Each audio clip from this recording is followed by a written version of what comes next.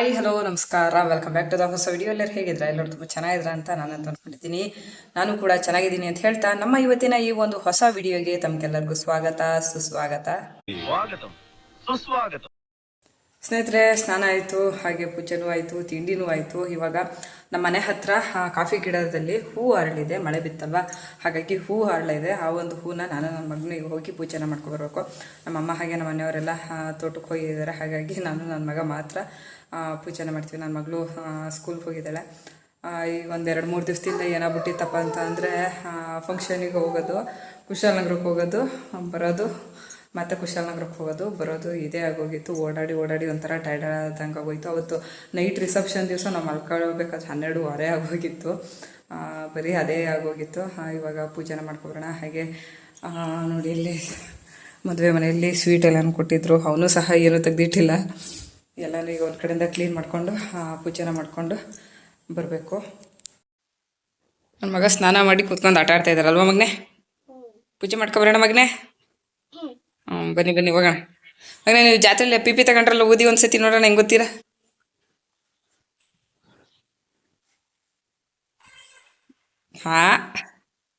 ಯಾರು ತಗೊಟ್ಟಿದ್ದದ್ನ? ಅಮ್ಮ. ಮಾಡಿ.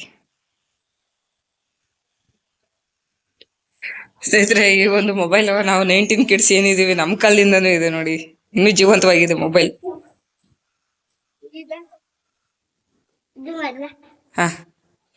ನನ್ನ ಮಗೊಂದು ವಾಚ್. ಸೂಪರ್ ಮಗನೆ, ಸೂಪರ್. ಹೋಗೋಣ ಈಗ ಪೂಜೆ ಮಾಡ್ಕೊಬರೋಣ. ಮಾಡಿ ಮಗನೆ, ಪೂಜೆ ಮಾಡ್ಕೊಬರೋಣ ಈಗ ಹೋಗಿ. ಬನ್ನಿ ಸ್ನೇಹಿತರೆ, ಪೂಜೆ ಸಾಮಾನೆಲ್ಲನೂ ಜೋಡಿಸ್ಕೊಂಡು ಪೂಜೆ ಮಾಡಕ್ಕೆ ಹೋಗ್ತಾ ಇದೀವಿ. ಸದ್ಯಕ್ಕೆ ಈ ಒಂದು ಕಾಫಿ ಗಿಡನೇ ಪೂಜೆ ಮಾಡೋಣ ಅಂತ ಅಂದ್ಕೊಂಡಿದ್ದೀವಿ ಅಲ್ವಾ ಮಗನೇ?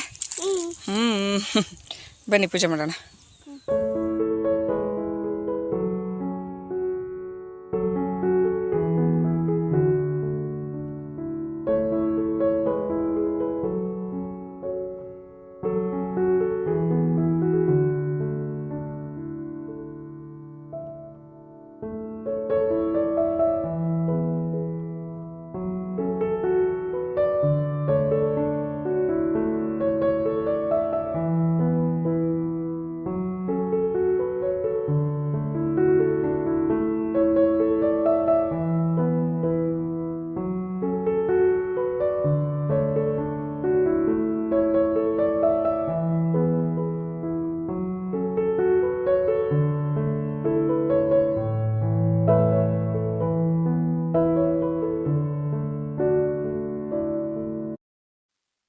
ಸ್ನೇಹಿತರೆ, ನಮ್ಮ ಅಮ್ಮ ಅಪ್ಪಾಜಿ ನೋಡಿ ಇಲ್ಲಿ ಬದನೆಕಾಯಿ ಗಿಡ ನೆಟ್ಟಿದ್ದಾರೆ, ಹಾಗೆ ಹಸಿರು ಮೆಣಸಿನ್ಕಾಯಿದು ಗಿಡ ನೆಟ್ಟಿದ್ದಾರೆ. ಇಲ್ಲಿ ಕಾಫಿ ಒಗ್ಗು ಮಾಡಿದ್ದಾರೆ. ಸ್ನೇಹಿತರೆ, ನಾನು ನನ್ನ ಮಗನ ಹೋಗಿ ಪೂಜೆನ ಮಾಡ್ಕೊಬಂದು. ಸ್ನೇಹಿತರೆ, ಏನಾಗುತ್ತೆ ಅಂತಂದರೆ ನನ್ನ ಮೊಬೈಲಲ್ಲಿ ಸ್ಟೋರೇಜೇ ಇಲ್ಲ, ವೀಡಿಯೋ ಮಾಡೋಕ್ಕೂ ಸಹ ಸ್ಟೋರೇಜ್ ಇಲ್ಲ. ಹಳೆ ವೀಡಿಯೋಗಳನ್ನೆಲ್ಲ ಡಿಲೀಟ್ ಮಾಡಿ ವೀಡಿಯೋನ ಮಾಡುವಂತಹ ಒಂದು ಪರಿಸ್ಥಿತಿ ಬಂದಿದೆ. ಇದಕ್ಕೆ ನಾನೇ ಹೊಣೆ. ಯಾಕೆ ಅಂತಂದರೆ ನಾನು ಇರುವಂತಹ ವೀಡಿಯೋಗಳನ್ನ ಯಾವುದನ್ನು ಎಡಿಟ್ ಮಾಡಿ ಪೋಸ್ಟ್ನ ಮಾಡ್ತಾಯಿಲ್ಲ. ಕನ್ಸಿಸ್ಟೆನ್ಸಿ ಖಂಡಿತವಾಗ್ಲೂ ನಾನು ನಿಜವಾಗ್ಲೂ ಮೇಂಟೈನ್ ಅಂತೂ ಮಾಡ್ತಾಯಿಲ್ಲ. ಪ್ರತಿ ಬಾರಿ ಹೇಳ್ತೀನಿ ಖಂಡಿತವಾಗ್ಲೂ ಇನ್ನೂ ನೀಟಾಗಿ ಮಾಡ್ತೀನಿ ಅಂತ, ಬಟ್ ಆಗ್ತಾನೇ ಇಲ್ಲ ನನ್ನ ಕೈಲಿ. ಡೈಲಿ ವ್ಲಾಗರ್ಗಳಿದಾರಲ್ಲ, ಅವ್ರಿಗೆ ನಿಜವಾಗ್ಲೂ ಒಂದು ಸೆಲ್ಯೂಟ್ ಹೇಳಲೇಬೇಕು. ಯಾಕೆ ಅಂತಂದರೆ ಈ ಒಂದು ಕಂಟೆಂಟ್ ಕ್ರಿಯೇಷನ್ ಅಥವಾ ಈ ಒಂದು ಇನ್ಫ್ಲೂಯೆನ್ಸರ್ ಈ ಕೆಲಸ ಏನಿದೆ, ನಿಜವಾಗ್ಲೂ ಇದು ಈಸಿ ಕೆಲಸ ಅಂತೂ ಅಲ್ಲ. ಅವ್ರು ಯಾವ ರೀತಿ ಎಲ್ಲನೂ ಮೇಂಟೈನ್ ಮಾಡ್ತಾರೆ ನನಗಂತೂ ಗೊತ್ತಾಗ್ತಾ ಇಲ್ಲ. ತುಂಬ ಅಂದರೆ ತುಂಬ ಕಷ್ಟ ಇದೆ. ನಾವು ಕಳೆದ ವರ್ಷ ಊಟಿಗೆ ಹೋಗಿದ್ದು, ಅದನ್ನು ಸಹ ಅರ್ಧಂಬರ್ಧಂ ವೀಡಿಯೋಗಳನ್ನ ನಾನು ಹಾಕಿದೆ. ಅದಾದಮೇಲೆ ಮಂತ್ರಾಲಯಕ್ಕೆ ಹೋಗಿದ್ದು, ಅದ್ರದ್ದಂತೂ ನಾನು ಒಂದೇ ಒಂದು ವೀಡಿಯೋನೂ ಹಾಕಲಿಲ್ಲ. ನಂತರ ತಮಿಳ್ನಾಡುಕ್ಕೆ ಇದಕ್ಕೆಲ್ಲ ಹೋಗಿ ಬಂದೋ, ಕನ್ಯಾಕುಮಾರಿ ತನಕನೂ ಹೋಗ್ಬಿಟ್ಟು ಬಂದೋ, ಅದರದಂತೂ ಒಂದು ವೀಡಿಯೋನೂ ನಾನು ಮಾತಾಡಿಸೂ ಇಲ್ಲ. ತುಂಬ ಫಂಕ್ಷನ್ಗಳು ಅಟೆಂಡ್ ಮಾಡಿದವನ್ನೆಲ್ಲ ನಾನು ಹಾಗೆ ಮಾಡ್ತೀನಿ, ವೀಡಿಯೋಗಳನ್ನ ಮಾಡಿ ಇಟ್ಕೊಂಡಿದ್ದೀನಿ, ಅದನ್ನ ಎಡಿಟ್ ಮಾಡಿ ಪೋಸ್ಟ್ನ ಮಾಡ್ತಾಯಿಲ್ಲ. ಕೆಲವೊಂದು ಸತಿ ಅಂದ್ಕೊಳ್ತೀನಿ ಇಲ್ಲ ರೀಸ್ಟಾರ್ಟ್ ಮಾಡಬೇಕು ಅಂತ, ಬಟ್ ಹೇಳಿದಷ್ಟು ಸುಲಭ ಅಂತೂ ಇಲ್ಲ. ಮನಸ್ಸಿಗೆ ಏನೋ ಒಂದು ಕಡೆ ಇಲ್ಲೋ ಒಂದು ಕಡೆ ಸಿಕ್ಕಾಪಟ್ಟೆ ಬೇಜಾರಾಗುತ್ತೆ. ಬಟ್ ಟ್ರೈ ಅಂತೂ ಮಾಡಲೇಬೇಕು. ಇನ್ನು ಖಂಡಿತವಾಗ್ಲೂ ಕನ್ಸಿಸ್ಟೆನ್ಸಿ ಮೇಂಟೈನ್ ಮಾಡೋಣ ಅಂತ ಅಂದ್ಕೊಂಡಿದ್ದೀನಿ. ನೋಡೋಣ ಹೇಗೆ ಆಗುತ್ತೆ ಅಂತ. ಸ್ನೇಹಿತರೆ, ಕಾಫಿ ಹಾಗೆ ಆನಿಯನ್ ಪಕೋಡ ಮಾಡಿದ್ದೀನಿ. ಸ್ನೇಹಿತರೆ, ಸಂಜೆ ಸ್ನ್ಯಾಕ್ಸಿಗೆ ಅಂತ ಹೇಳ್ಬಿಟ್ಟು ಈರುಳ್ಳಿ ಪಕೋಡ ಹಾಗೆ ಕಾಫಿನ ಮಾಡಿದ್ದೆ. ನನ್ನಂತೂ ಸಿಕ್ಕಾಪಟ್ಟೆ ತುಂಬ ಇಷ್ಟಪಟ್ಟು ಕಾಫಿನ ಕುಡಿತೀನಿ. ಟೀ ಎಲ್ಲನೂ ನಾನು ಕುಡಿಯೋಕ್ಕೆ ಹೋಗಲ್ಲ. ಕಾಫಿ ಅಂತ ಅಂದರೆ ಸ್ವಲ್ಪ ಇಷ್ಟ. ಕಾಫಿ ಕುಡ್ಕೊಂಡು ಪಕೋಡ ತಿನ್ಕೊಂಡು ನಮ್ಮ ಯಜಮಾನ್ರು ತೋಟದ ಹತ್ರಕ್ಕೆ ಪೈಪು ಜೋಡ್ಸಕ್ಕೆ ಹೋಗ್ತಾಯಿದ್ರು, ಅಲ್ಲಿಗೆ ಹೋಗ್ತಾಯಿದ್ದೀವಿ. ಬಿಕೋ ಯಾರ್ದಿದ್ರು ತೋಟ? ನಿಮ್ದಾ? ಯಾರ್ದಲ್ವಾ? ನಾನೆಲ್ಲ ಚಿನ್ನು ತಾತಂದು ಅಂತ ಅನ್ಕಣ್ಣಪ್ಪ. ಹಾಂ ನಂದು ನಂದು ಅಂಕಂಡ್ ಎಲ್ಲಾರ್ಗು ಹೇಳ್ಕೊಬತ್ತೆ. ನಂದು ನಂದು ಅಂಕಂಡ್ ಎಲ್ಲಾರ್ಗು ಹೇಳ್ಕೊಬತ್ತೆ. ಓ, ಕರೆಕ್ಟಾಗಿ ಹೇಳ್ದೆ ಬಿಡು ನೀನು. ವೆರಿ ಗುಡ್ ಮಗ್ನೆ, ಕರೆಕ್ಟಾಗಿ ಹೇಳ್ದೆ.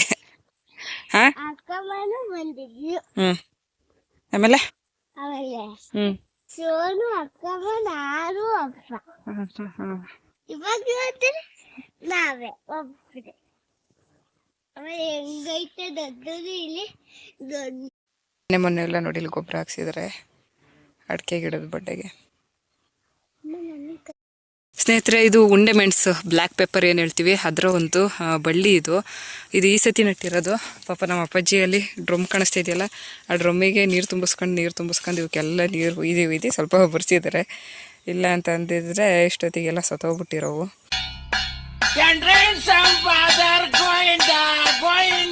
ಇದಕ್ಕೆ ಸುಮಾರು 40-45 ರೂಪಾಯಿ ಕೊಟ್ಟು ತಗೊಂಡಿರುವಂತಹ ಬಳ್ಳಿಗಳಿವು.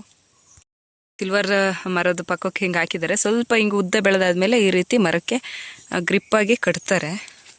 ಆವಾಗ ಅದು ಮೇಲ್ಗಡೆ ಹಬ್ಕೊಂಡು ಬರುತ್ತೆ. ಸ್ನೇಹಿತರೆ, ಸುಮಾರು ಮೆಣಸಿನ ಬಳ್ಳಿಗಳು ಸುಮ್ಮನೆ ಯಾಕೋ ಸತ್ತೋಗ್ಬಿಟ್ಟಿದ್ದಾವೆ. ತೋರಿಸ್ತೀನಿ ರೀ. ನೋಡಿ, ಇಲ್ಲಿ ಸಿಲ್ವರಕ್ಕೆ ಹಾಕಿದ್ದಾರೆ. ಇಷ್ಟು ದಪ್ಪ ಸಿಲ್ವರಕ್ಕೆ ಫುಲ್ ಎಲ್ಲ ಒಣಗೋಗಿದೆ. ನೋಡಿ ಎಷ್ಟು ಹೈಟಿಗೆ ಹೋಗಿದೆ, ಎಲ್ಲ ಒಣಗೋಗಿದೆ. ಸ್ನೇಹಿತರೆ ನೋಡಿ, ಇದರಲ್ಲೂ ಸಹ ಹಂಗೆ ಒಣಗೋಗಿದೆ, ಅದರಲ್ಲೂ ಒಣಗೋಗಿದೆ, ಇದರಲ್ಲೂ ಒಣಗೋಗಿದೆ. ಸ್ನೇಹಿತರೆ, ನಮ್ಮನೇಲಿ 2 ಥರದಾದ ಒಂದು ತೋಟವನ್ನು ಮಾಡಿದ್ದಾರೆ. ನೀವು ಇಲ್ಲಿ ನೋಡ್ತಾ ಇರ್ಬೋದು. ಇದು ರೋಬಸ್ಟದೊಳಗಡೆ ಸಿಲ್ವರನ್ನು ಹಾಕಿದ್ದಾರೆ. ನಮ್ಮಂತಹ ಬಡವರ ಬಂಧು ಅಂತ ಅಂದರೆ ಈ ಸಿಲ್ವರ್ ಅಂತ ಹೇಳ್ಬೋದು. ಹಾಗೆ ನೀವು ಇಲ್ಲಿ ಈ ಕಡೆ ನೋಡ್ಬೋದು, ಇಲ್ಲಿ ರೋಬಸ್ಟದೊಳಗಡೆ ಅಡಿಕೆನ ಹಾಕಿದ್ದಾರೆ. ಇಷ್ಟು ದಿನ ಇಲ್ಲಿ ಕಚಡ, ಇಲ್ಲಿ ಹಳೆ ಏನು ಬೆಳೆದಿದೆ ಇದನ್ನ ಮಿಷಿನ್ ಬರುತ್ತಲ್ಲ, ಆ ಮಿಷಿನಲ್ಲಿ ಹೊಡೆಯೋರು. ಆದರೆ ಈ ಸತಿ ಈ ರೀತಿ ಗುದ್ಲಿಲಿ ಹೆರ್ತೆನ ಮಾಡಿದ್ದಾರೆ. ಯಾಕಂದರೆ ಇದು ಪೂರ್ತಿ ಬುಡ ಸಮೇತ ಸ್ವಲ್ಪ ಕಿತ್ತೋಗುತ್ತೆ, ಹಾಗೆ ಬೆಳೆಯೋದು ಸ್ವಲ್ಪ ಲೇಟ್ ಆಗುತ್ತೆ. ಇದೇನಾಗುತ್ತೆ ಅಂತ ಅಂದರೆ ಸ್ವಲ್ಪ ಹಾಗಾಗಿ ಉಳ್ಕೊಬಿಡುತ್ತೆ, ಹಾಗೆ ಬೇಗ ಚಿಗುರು ಬಿಡುತ್ತೆ. ನೀರು ಹೊಡಿತಾರಲ್ವ, ಹಾಗಾಗಿ ಬೇಗ ಚಿಗುರು ಬಿಡುತ್ತೆ.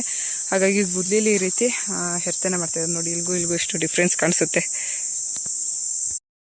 ಸ್ನೇಹಿತರೆ, ಅಗ್ರಿಕಲ್ಚರಲ್ಲಿ ಖಂಡಿತವಾಗ್ಲೂ ನಮ್ಮ ಜೀವನನ ತುಂಬ ಅಂದರೆ ತುಂಬ ಚೆನ್ನಾಗಿ ಸಾಗಿಸ್ಕೊಂಡು ಹೋಗ್ಬೋದು. ಅಂದರೆ ಅದಕ್ಕೆ ಆದ ಒಂದು ಪ್ಲ್ಯಾನಿಂಗ್ ಪ್ರಕಾರ ಒಂದು ಅಗ್ರಿಕಲ್ಚರ್ನ ಮಾಡಿದ್ರೆ ಖಂಡಿತವಾಗ್ಲೂ ಸಕ್ಸಸ್ ಅನ್ನೋದು ಸಿಗುತ್ತೆ. ಇದಕ್ಕೆ ನಮ್ಮ ಮನೆಯಲ್ಲಿ ಇದೇ ಎಕ್ಸಾಂಪಲ್ಲು. ನೋಡಿ, ಇದ್ರೊಳಗಡೆ ಪಡಿಗೆ ಕಾಫಿ ಬಿಡ್ತಾ ಇರುತ್ತೆ.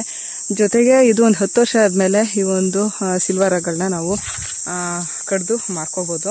ಹಾಗೆ ಇಲ್ಲೂ ಸಹ ರೋಬಸ್ಟ ಕಾಫಿ ಬಿಡ್ತಾ ಇರುತ್ತೆ, ಜೊತೆಗೆ ಅಡಿಕೆನೂ ಬಿಡ್ತಾ ಇರುತ್ತೆ.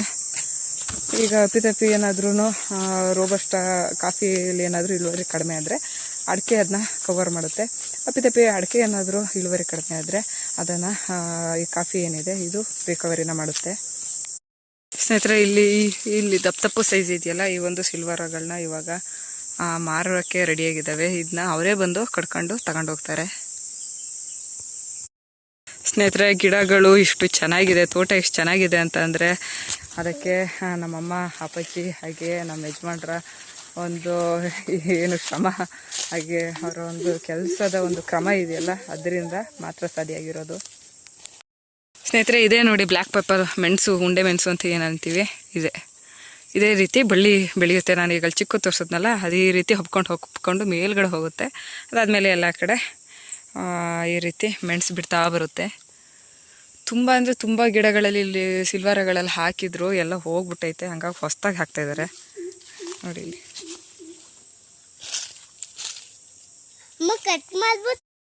ಸ್ನೇಹಿತರೆ, ನಾವು ಏನು ಅಡಿಕೆ ಪ್ಲೇಟ್ಗಳಲ್ಲಿ ಊಟ ತಿಂಡಿ ಫಂಕ್ಷನ್ಗಳಲ್ಲಿ ಮಾಡ್ತೀವಿ, ಇದೇನೇ ತಗೋಗಿ ಮಿಷಿನಿಗೆ ಹಾಕಿ ರೆಡಿನೇ ಮಾಡ್ತಾರೆ. ಇದನ್ನೇ ಸ್ವಲ್ಪ ಕ್ಲೀನ್ ಮಾಡಿ. ಸ್ನೇಹಿತರೆ, ನಿಮಗೆ ಇಲ್ಲಿ ತುದಿಲಿ ಕಾಣಿಸ್ತಿದೆಯಲ್ಲ, ಈ ಅಡಿಕೆ ನಮ್ಮ ಒಬ್ಬರು ಅತ್ತೆದು. ಹಾಗೆ ಅಲ್ಲಿ ಇನ್ನೂ ದೂರದಲ್ಲಿ ಅಲ್ಲಿ ಕಾಣಿಸ್ತಿದೆಯಲ್ಲ, ಸುಣ್ಣ ಹೊಡೆದಿದ್ದಾರಲ್ಲ, ಅದು ಒಬ್ಬರು ಅತ್ತೆ ಮನೆಯದು. ಅವರೆಲ್ಲ ಗದ್ದೆನ ತೋಟ ಮಾಡವ್ರೆ. ಅಪ್ಪ ನಮಗೆ ಬೀಳಿಸ್ಬೇಕು ಅಂತ ಪ್ಲಾನ್ ಮಾಡ್ತಿದ್ದೆ ಅಲ್ವಾ? ಬೀಳಿಸ್ಬೇಕು ಅಂತ ಕರ್ಕ ಬಂದಿರೋದಲ್ವಾ ನಮ್ಮ ತೋಟದೊಳಗಡಿಕೆ. ಹ್ಞೂ. ಕರೆಕ್ಟ್ ಬೇಬು. ನೋಡಿ ನಮ್ಮ ಮನೆಯವರು ಅಲ್ಲಿ ಜೋಡಿಸ್ತಾ ಇದ್ದಾರೆ. ಕಾಣೆ ಆಗೋದ್ರಲ್ಲ ಅಲ್ಲಿ ಅಲ್ಲಿ.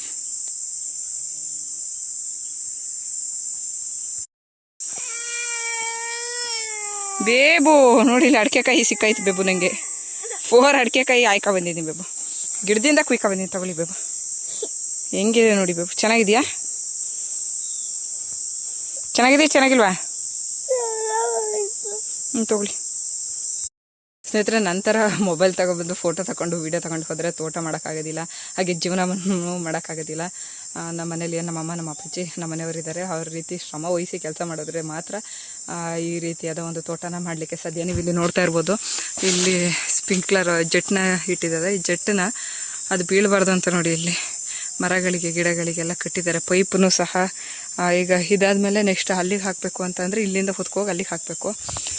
ಸಿಕ್ಕಾಪಟ್ಟೆ ಕಷ್ಟ ಅಂತೂ ಇರುತ್ತೆ. ಇವಾಗ ಅಲ್ಲಿ ಬರುತ್ತೆ ನೀರು, ಹೊಡೆಯುತ್ತೆ.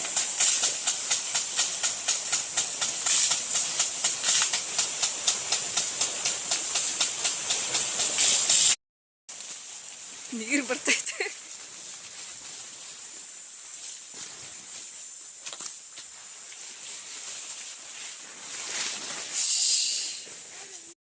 ಸ್ನೇಹಿತರೆ ಅಲ್ಲಿ ನೋಡಿ, ಅಲ್ಲೊಂದು ರ್ಯಾಂಬೋ ಚೆಟ್ ಇಟ್ಟಿದ್ದಾರೆ, ಅಲ್ಲೊಂದು ಹೊಡಿತೈತೆ, ಇಲ್ಲೊಂದು ಹೊಡಿತಾ ಐತೆ. ಬರುತ್ತೆ ಇವಾಗ ನೀರು ಹತ್ರಕ್ಕೆ. ಬತ್ತು ಬತ್ತು ಬತ್ತು ಬತ್ತು. ಸ್ನೇಹಿತರೆ ನೋಡಿ, ಇಲ್ಲಿ ಅಡಿಕೆ ಗಿಡದಲ್ಲೆಲ್ಲ ಹೊಂಬಳೆ ಬಿಟ್ಟಿದೆ. ಕಳ್ಸತ್ತಿನೂ ಬಿಟ್ಟಿತ್ತು, ಆದರೆ ಜಾಸ್ತಿ ಬಿಟ್ಟಿರಲಿಲ್ಲ. ಈ ಸತಿ ಪರವಾಗಿಲ್ಲ. ನೆಕ್ಸ್ಟಿಗೆ ಇನ್ನೂ ಸ್ವಲ್ಪ ಚೆನ್ನಾಗಿ ಬಿಡುತ್ತೆ. ನೋಡಿ ಇಲ್ಲಿ ಇದು ಇನ್ನೂ ಓಪನ್ ಆಗಿಲ್ಲ. ಇಲ್ಲೊಂದು ಚಿಕ್ಕದೊಂದು ಗೋಡನ್ ಥರ ಮಾಡಿದ್ದೀವಿ. ಇಲ್ಲಿ ಇದ್ರೊಳಗಡೆ ಪೈಪ್ಗಳೆಲ್ಲ ಇರ್ತಾವಲ್ವ, ಅದನ್ನೆಲ್ಲ ತೆಗ್ದಿಡೋಕ್ಕೆ, ಹಾಗೆ ನಮ್ಮ ಏನು ಐಟಮ್ಗಳು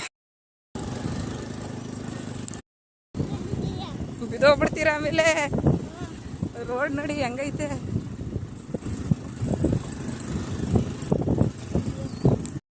ಸ್ನೇಹಿತರೆ, ವಿಡಿಯೋನ ಕೊನೆ ತನಕ ನೋಡಿದ್ದಕ್ಕಾಗಿ ಧನ್ಯವಾದಗಳು.